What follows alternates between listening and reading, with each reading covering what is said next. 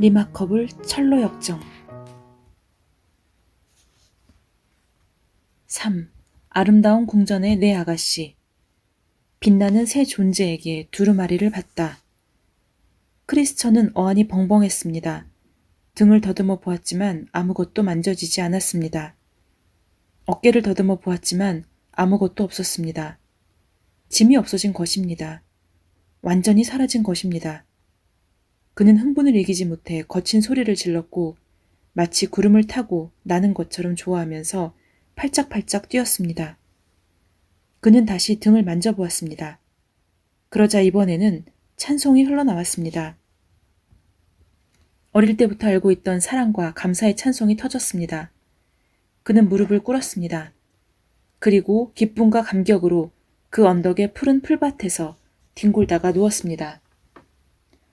풀을 뜯어 허공에 날리며 은은한 향을 음미했습니다. 아마 백리의 향, 풀밭에 누웠던 모양입니다. 그리고 푸른 하늘을 뚫어져라 바라보았습니다. 그렇게 누워 하늘을 보았던 게 언제인지 기억나지 않습니다. 평화가 있을지어다. 어디선가 목소리가 들렸습니다. 크리스천은 너무도 행복한 나머지 풀밭에서 뒹굴며 소리치는 것을 다른 누군가가 보았다는 게 하나도 창피하지 않았습니다. 당신에게도 평화가 깃들기를 바랍니다. 크리스천은 자동적으로 대답했습니다. 그리고 자신의 입에서 자연스럽게 그런 말이 나왔다는 게 마냥 신기했습니다. 빛나는 새 존재가 그의 앞에 서 있었지만 그들의 발밑에 있는 풀잎들은 조금도 휘어지지 않았습니다. 빛나는 새 존재는 아주 미묘하고도 우아하게 움직였습니다. 그들 발 아래에서 돌아가고 있는 세상 위를 사뿐사뿐 걷는 것 같았습니다. 내 죄가 용서받았고 내 짐이 사라졌다. 첫 번째 존재가 말했습니다. 크리스천은 십자가를 바라보았습니다. 그는 그 모든 게 십자가 은의 덕택임을 알고 있었습니다. 두 번째 존재는 절망의 수렁의 물로 얼룩지고 무거운 짐의 무게로 군데군데 찢긴 크리스천의 옷을 벗기고 깨끗한 새 옷을 입혀 주었습니다. 세 번째 존재는 크리스천의 이마에 입을 맞추며 양피지 두루마리를 건네주었습니다. 두루마리는 주인의 서명이 새겨진 붉은 밀랍으로 봉인되어 있었습니다. 천성에 이를 때까지 간직하라. 세 번째 존재가 말했습니다. 그리고 빛나는 새 존재가 몸을 돌이켜 언덕 아래로 보이는 고든 길을 가리켰습니다. 크리스천은 빛나는 새 존재를 바라보더니 나약한 인간이 은혜에 무엇으로 보답하겠습니까? 라고 말하며 언덕 아래로 내달렸습니다. 짐이 사라진 덕에 몸이 그렇게 가벼울 수가 없었습니다. 사슬이 발에 묶인 세 사람. 그는 언덕 아래에서 사슬이 발에 묶인 사람 셋을 만났습니다.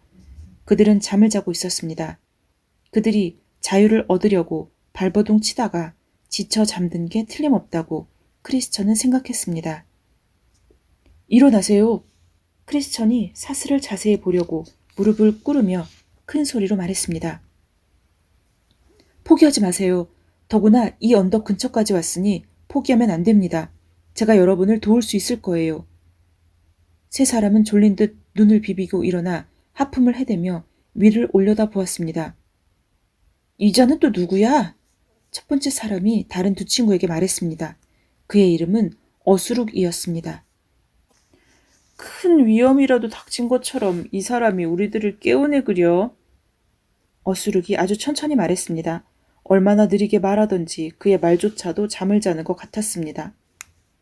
그렇습니다. 위험합니다. 마귀가 우는 사자처럼 삼킬 자들을... 그렇다면 여기서 쉬면서 준비하게 내버려 둬요. 두 번째 사람이 크리스천의 말을 가로막았습니다. 그의 이름은 게으름이었습니다. 어수룩과 게으름은 돌아누워 드르렁드르렁 코를 골기 시작했습니다. 여러분을 도울 수는 없는 건가요? 크리스천이 세 번째 사람에게 물었습니다. 아까린 정도는 알아서 하는 사람들이니 당신이나 잘하쇼. 거만이라는 사람이 대답했습니다. 그는 자신의 재치에 만족한 듯 싱긋 웃었습니다. 하품을 연달아 하다가 기지개를 켜고 또다시 잠들어 버렸습니다. 정말 알 수 없네. 크리스천은 걸으면서 생각했습니다. 그리고 품에 간직한 두루마리가 잘 있는지 확인한 후에 한탄하며 말했습니다. 아, 좁고 곧은 이 길로 걷기를 원하는 사람이 나 말고는 없단 말인가? 편한 길로 간 위선자와 형식주의자. 그럴 리가 있겠소, 착한 양반? 크리스천은 소리가 나는 곳을 바라보았습니다. 어떤 뚱뚱한 남자가 길을 따라 서 있는 벽을 넘어오고 있었습니다. 그의 뒤에는 거무대대한 얼굴에 비쩍 마른 남자가 얼굴을 잔뜩 찌푸리고 따라오고 있었습니다. 그 사람은 태어나서 지금까지 한 번도 웃어본 적이 없는 것 같아 보였습니다. 나는 위선자라 하오. 뚱뚱한 남자가 볼을 타고 내리는 땀을 닦아내고 온 매무새를 매만지며 자신을 소개했습니다. 그는 호주머니에 손을 넣어 입담배를 꺼내면서 옆에 있는 친구도 소개했습니다. 이 친구는 형식주의자라고 하오.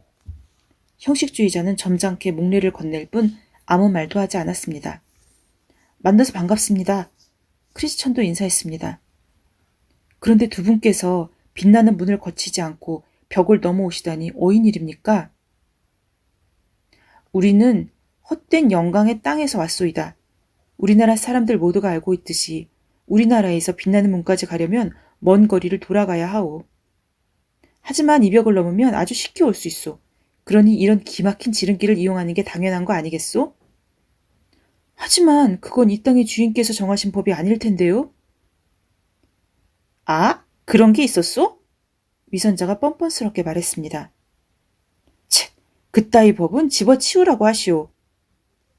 크리스천은 여행을 시작한 이래 집어치우시오라는 말을 참 많이도 들어보았습니다.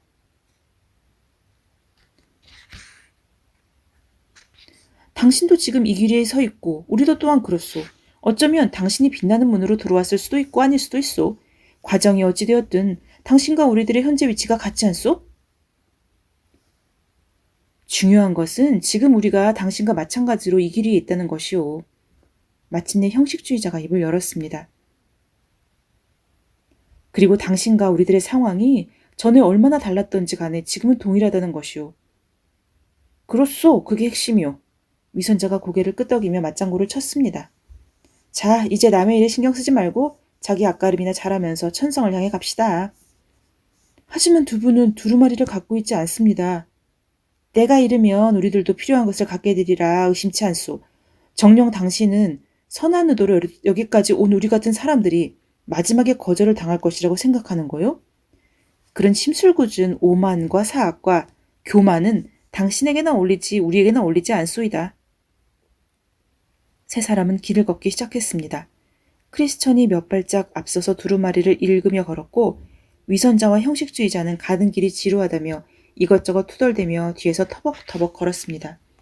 얼마 후에 그들은 세 갈래 길에 도착했습니다. 왼쪽과 오른쪽에 넓은 길이 쭉 펼쳐져 있었습니다. 이끼가 피어있는 낮은 둑이 두 길을 따라 끝없이 펴져 있었고 도로 가장자리에 서 있는 사시나무 잎들이 산들바람에 하늘하늘 날리고 있었습니다. 두 길이 그들을 유혹했습니다. 그러나 앞에 있는 길은 무척 좁았습니다. 그 길은 고난이라 불리는 산으로 이어지며 가파른 경사를 이루었습니다. 아찔하게 높은 그 길을 오르면 누구라도 위험에 노출된다는 것을 그들은 알고 있었습니다. 크리스천은 두루마리를 품에 넣고 그 길을 따라 오르기 시작했습니다. 미쳤소? 위선자가 비아냥거렸습니다. 양쪽으로 난 넓은 길이 보이지 않소? 이 길은 고되지만 오른 길입니다. 천성으로 가는 길은 많아요. 형식주의자가 목소리를 높였습니다. 그만큼 많은 사람들이 부름을 받기 때문이요. 알겠소? 그렇고 말고. 위선자가 맞장구를 쳤습니다. 이복의 형식주의자. 나는 왼쪽으로 갈 테니 자네는 오른쪽으로 가게나. 양쪽 길 끝으로 가면 산을 돌아 만나는 지점이 있을 테니 이 미치광이는 여기 남겨놓고 우리 둘이나 길을 재촉하세. 형식주의자가 고개를 끄덕이고 오른쪽 길로 향했습니다. 위선자도 크리스천을 힐끗 쳐다본 뒤에 왼쪽 길로 향했습니다. 그러나 두 사람은 곧 컴컴한 숲에 당도하고 말았습니다. 그들이 거기에서 무슨 일을 당했는지는 아무도 모릅니다. 다만 그 시간 이후로 그들의 모습은 보이지 않았습니다. 고난의 산을 힘겹게 올라 잠이 들다. 크리스천은 가벼운 걸음으로 산을 오르기 시작했지만 점점 다리에 힘이 빠지고 무릎이 후들거렸습니다. 산 기슭을 타고 내려오는 차가운 바람에 깎이고 닳아 거칠어진 바위들을 타고 올랐습니다. 높이 오를수록 나무들도 보이지 않았고 태양은 여전히 비추고 있었지만 온기가 느껴지지 않았습니다. 한참을 올라 산허리에 이르렀을 때 길마저도 없어지고 말았습니다. 그는 산등성의 가장 덜 거친 부분들을 골라 거의 기다시피 하면서 발 디딜 곳도 없는 바위 틈에 매달려 팔의 힘으로만 몸을 지탱했습니다. 넓게 갈라진 틈을 2번이나 뛰어넘고 사람 하나 간신히 지날 만한 너비의 절벽 턱을 아슬아슬하게 걸으면서 힘겹게 산을 올라갔습니다. 만약에 두루마리 약속이 없었다면 그는 벌써 이 길을 포기하고 넓은 길로 갔을 것입니다. 그렇게 크리스천은 악정고투하면서 산허리를 지나 정상이 보이는 능선에 이르렀습니다. 찬바람에 성장이 둔화되어 옹이가 박힌 쭈글쭈글한 관목 몇 그루가 띄엄띄엄 놓아 있었습니다. 그리고 그 관목들 사이 양지바른 아늑한 속에 정자 하나가 있었습니다. 순례자들이 잠시 숨을 돌릴 수 있도록 그 땅의 주인이 아주 오래전에 세운 것이었습니다. 그러나 태양이 부드러운 손을 크리스천의 어깨 위에 얹고 나무들이 녹색의 그늘을 들이우자 그의 눈꺼풀이 점점 내려앉았고 호흡도 편안해졌습니다. 정상까지 가려면 잠깐 쉬면서 원기를 회복해야겠어. 그는 혼잣말로 말했습니다. 그렇게 가만히 앉아 있노라니 고된 등반으로 지친 그의 몸이 잠을 자라고 유혹했습니다. 결국은 잠이 들고 말았습니다. 그가 눕자 그의 품에서 두루마리가 툭 떨어졌습니다. 산을 내려가는 2사람. 그는 황혼 무렵이 되어서야 눈을 떴습니다. 서쪽 하늘에서는 성질 급한 별 하나가 벌써 모습을 드러냈습니다. 그러나 크리스천은 더 어두워지기 전에 정상에 오르기로 결심했습니다. 정상 가까이 이르렀을 때 그는 2사람을 만났습니다. 그들은 맞은편에서 젠 걸음으로 산을 내려오고 있었습니다. 처음에 크리스천은 위선자와 형식주의자일 거라 생각했지만 2사람은 그들에 비해 몸집이 훨씬 작았습니다. 등을 구부정하게 구부리고 마치 발작을 하는 것처럼 고개를 좌우로 흔들며 급히 내려왔습니다. 이 길만이 옳은 길인데 어디로 가십니까? 그릇된 길로 가지 마십시오. 크리스천이 2사람을 불렀습니다. 옳은 길이라고? 2사람 가운데 소심이라는 사람이 말했습니다. 저 앞에 사자들과 귀신들과 온갖 위험이 도사리고 있어요. 그릇된 길로 가는 사람은 우리들이 아니라 바로 당신이요. 그러나 이 땅의 주인께서 모든 위험으로부터 우리를 보호하실 것입니다. 보호 같은 소리 하지 마시오. 이번에는 불신이라는 자가 말했습니다. 만약 사자가 잠을 자지 않았다면 우린 벌써 갈기갈기 찢겼을 거요. 당신도 더 늦기 전에 내려가는 게 좋을 거요. 계속 가봤자 이로울 게 하나도 없어요. 크리스천은 잠시 생각했습니다. 뒤로 가도 이로울 게 없기는 마찬가지야. 멸망의 도시로 돌아가도 결국 거기서 죽고 말 거야. 불신과 소심은 크리스천이 무슨 생각을 하나 싶어 어깨를 쓱 했습니다. 그리고 말했습니다. 당신이 어리석긴 했지만 그래도 용감하게 죽었다고 당신 아내에게 전해줄게요. 그들은 이렇게 말하더니 다시 급하게 산을 내려갔습니다. 크리스천은 2사람의 뒷모습을 지켜보았습니다. 그리고 다시 산 정상을 바라보았습니다. 주변에 짙은 어둠이 깔렸습니다. 크리스천은 미처 피하기도 전에 풀숲의 사자가 자기를 먼저 발견하게 될까봐 은근히 걱정스러웠습니다. 크리스천은 두루마리의 약속으로 위안을 받으려고 품 안을 뒤적거렸습니다. 그러나 없었습니다. 두루마리가 없었습니다. 이런 바보! 크리스천은 주변을 살펴보았습니다. 어디에서 떨어뜨린 거지? 사방을 살펴보았지만 없었습니다. 크리스천은 절망적으로 흐느끼면서 지나온 길을 되짚어 내려가기 시작했습니다. 혹시 너무 어두워 땅에 떨어진 두루마리를 못 보고 지나갈까봐 천천히 땅을 응시하며 내려갔습니다. 그렇게 정자가 있는 데까지 내려갔습니다. 그런데 바로 거기 그가 잠들었던 곳에 두루마리가 떨어져 있었습니다. 이런 멍청이 바보! 그가 다시 말했습니다. 제대로 갔으면 벌써 멀리 갔을 텐데 잠을 자는 바람에 오후 시간을 완전히 허비하고 말았어. 그렇지만 고요한 밤하늘 아래에 있는 정자는 아주 평온해 보였습니다. 그래서 크리스천은 거기서 밤을 지새우고 아침 일찍 일어나 출발하면 어떨까 하는 생각도 해보았습니다. 그러나 고개를 돌려 산 정상을 보니 아직 갈 길이 멀었습니다. 다시 서둘러 발걸음을 옮겼습니다. 앞이 잘 보이지 않을 정도로 어두워져 손과 발로 나뭇가지들을 더듬으며 천천히 걸었습니다. 불신과 소심을 만났던 곳에 다시 이르렀을 때 그는 다시 사자에 대해 생각하기 시작했습니다. 어떻게 하지? 밤이야말로 사자들이 먹이를 찾아 어슬렁거리는 시간인데. 그는 주위를 살피며 걸었고 마침내 정상에 도착했습니다.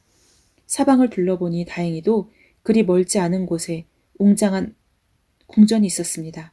아름다운 궁전이라 불리는 곳이었습니다. 궁전 안에서 시작된 밝은 빛이 높은 담과 그 위로 뾰족하게 솟은 망루까지 퍼져 밤하늘에 나부끼는 깃발 아래까지 비추고 있었습니다. 그곳에 가면 안전하게 하룻밤을 묵을 수 있을 거라고 크리스천은 생각했습니다. 아름다운 궁전의 사자. 크리스천은 길을 따라 내려가기 시작했습니다. 그러다가 갑자기 멈춰서서 돌로 만든 사람처럼 꼼짝하지 않았습니다.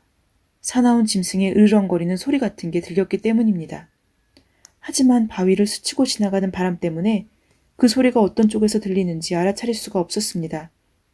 그러나 몇 발짝 더 내려가자 의심의 여지도 없이 분명해졌습니다.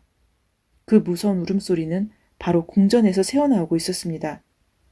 크리스천은 그 칠흑 같은 어둠 속에서 앞을 보지 못하는 생물체가 자기뿐이라는 것을 느끼면서 두루마리를 꼭 쥐고 앞으로 나갔습니다. 나무들이 뒤에서 쫓아와 앞으로 가라고 자꾸 미는 것 같았습니다. 그러나 앞은 여전히 캄캄했습니다. 그런데 궁전 가까이 이르자 대문이 활짝 열려 있는 것이 보였습니다. 그 문 옆에 사자들이 웅크리고 있는 것도 보였습니다. 사자들은 그가 가까이 올 때까지 조용히 기다렸습니다. 그러다가 턱을 쩍 벌리고 발톱을 날카롭게 세우더니 귀를 평평하게 눕히고 갑자기 튀어올라 사납게 으르렁거리기 시작했습니다. 사자들이 들썩일 때마다 그들이 묶고 있는 쇠사슬이 부딪히며 나는 덜그렁덜그렁 소리에 오히려 크리스천은 겁이 났습니다. 그래서 그는 뒷걸음치기 시작했습니다. 그때 갑자기 세 가지 일이 동시에 일어났습니다. 사자들이 울음을 멈췄고 문지기가 열려진 문 앞으로 나왔고 밝은 달이 하늘 가운데로 떠오른 것입니다. 달은 온통 빛으로 충만해 그 빛의 일부를 똑똑 떨어뜨리는 것처럼 보였습니다.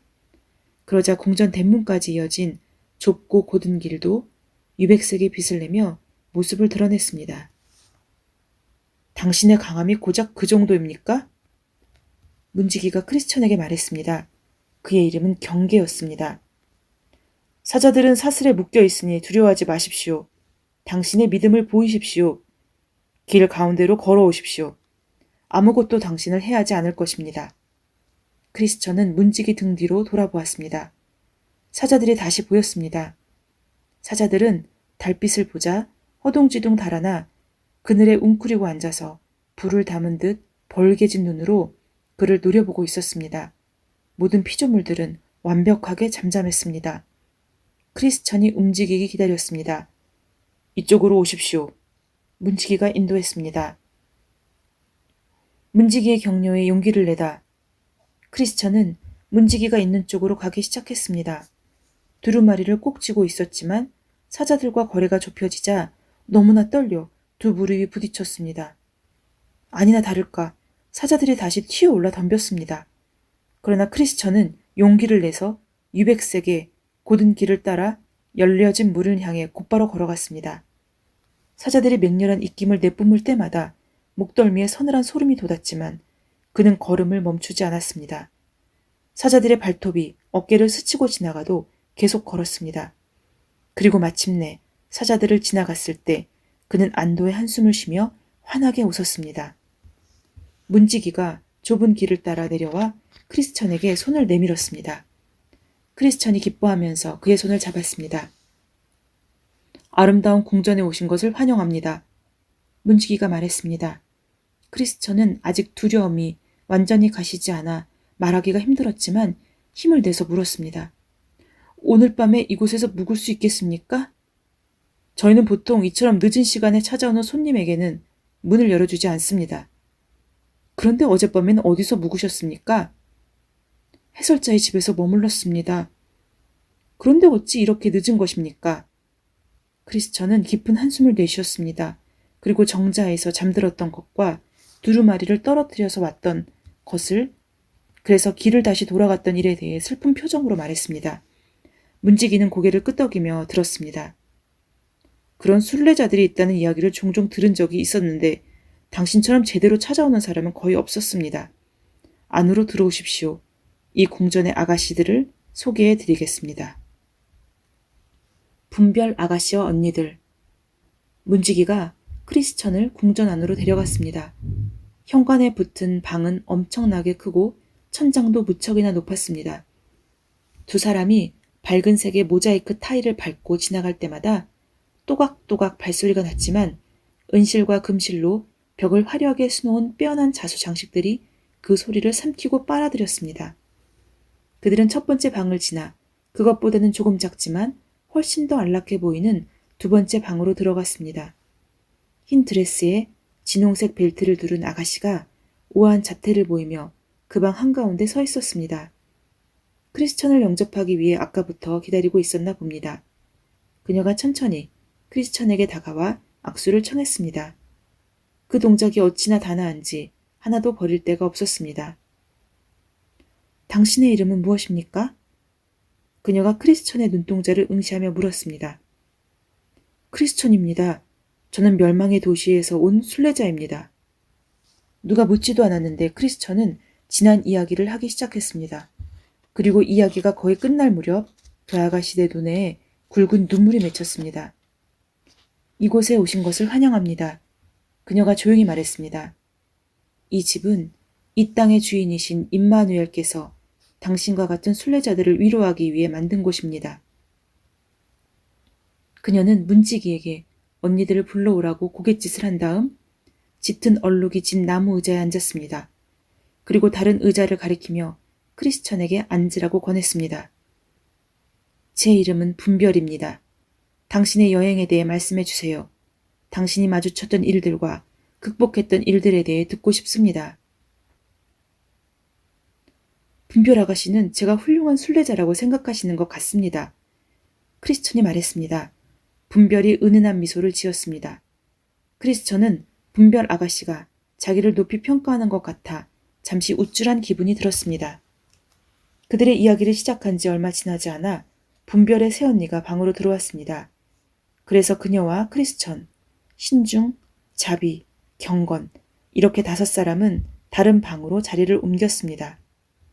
그 방에 들어가니 문지기가 식탁을 차려놓고 흰 접시에 담긴 과일과 은전에 담긴 붉은 포도주와 바구니에 담긴 따끈한 빵을 내왔습니다. 크리스천은 아주 오랫동안 그들과 이야기를 나눴습니다.